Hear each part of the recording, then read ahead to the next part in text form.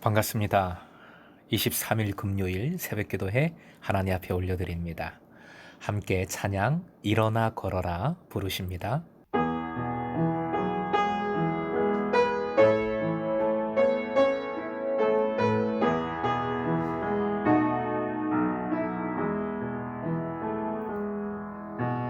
나의 등 뒤에서 나를 도우시는 주,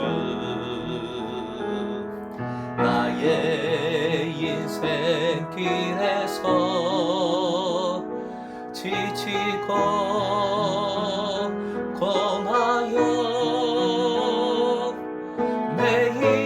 매일처럼 주저앉고 싶을 때 나를 밀어주시네. 일어나 걸어라, 내가 새 힘을 주리니. 일어나 너 걸어라, 내 너를 도우리.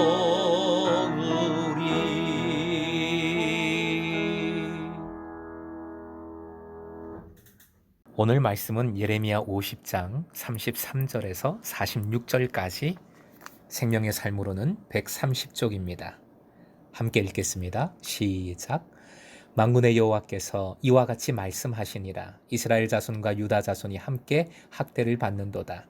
그들을 사로잡은 자는 다 그들을 붙들고 놓아주지 아니하리라.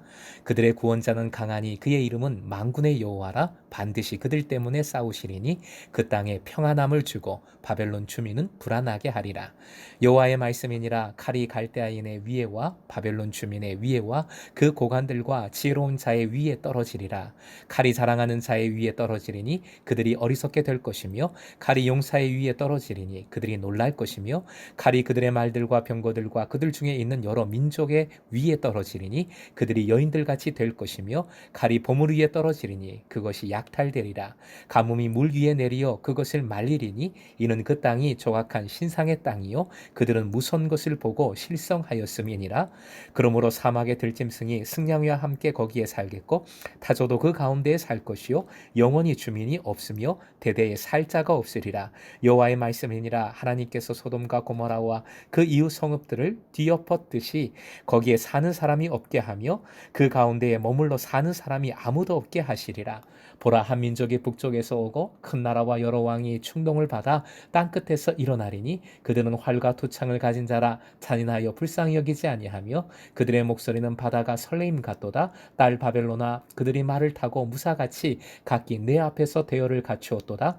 바벨론의 왕이 그 소문을 듣고 손이 약하여지며 고통에 사로잡혀 해산하는 여인처럼 진통하는도다.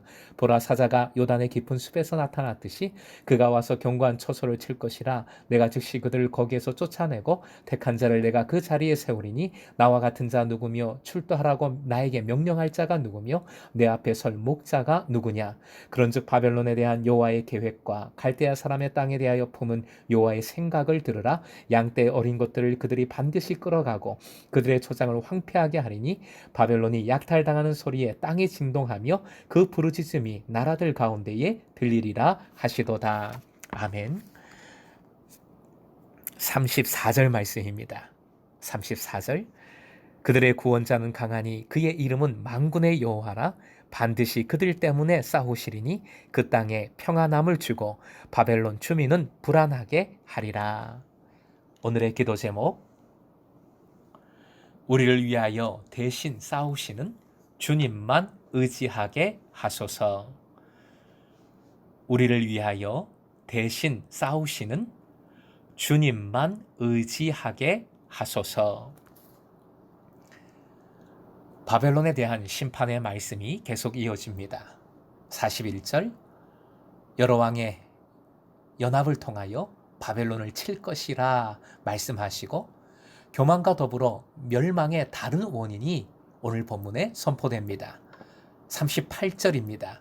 쉬운 번역으로 38절 다시 읽어드립니다. 가뭄이 땅에 물을 치니 물이 말라버린다. 바빌로니아는 온갖 우상을 섬기는 나라이니 그 땅에 사는 사람들이 그 끔찍스러운 우상들 때문에 미쳐버릴 것이다. 멸망의 또 다른 원인, 우상 숭배이지요. 옛 바벨론의 일상생활에는 수메르 종교에서 물려받은 다신교 신앙이 깊숙이 들어와 있었습니다. 바벨론 종교에는 수백의 신들이 있었고 바벨론 사람들은 생물 무생물 가릴 것 없이 모든 것에 생명이 있다고 믿었고 성읍마다 크고 작은 종교 의식을 치루었고 그에 걸맞게 신정과 제사장들과 제물과 예식이 있었습니다. 교만한 자는 하나님 없는 자이고 분별하지 못한 자, 즉 본문의 표현대로 미친 자입니다. 그래서 미친 듯이 우상을 섬기고 우상을 섬기다가 결국 미쳐버리게 되는 것이지요. 33절로 가봅니다. 예레미야 선지자는 바벨론에게 망한 남한국 유다 백성이 겪어온 괴로움뿐만 아니라 아수르에 망한 북왕국 이스라엘의 백성이 겪어온 어려움까지 표현하고 있습니다. 남왕국보다 140~150년 앞서 망해버린 북왕국 사람들까지 생각하여 전체 이스라엘의 고난을 말하고 있는 것이지요. 이렇게 고난을 가하는 사로잡은 자의 특징이 나오고 있습니다. 뭡니까? 33절 맨 끝에 나오는 표현이지요.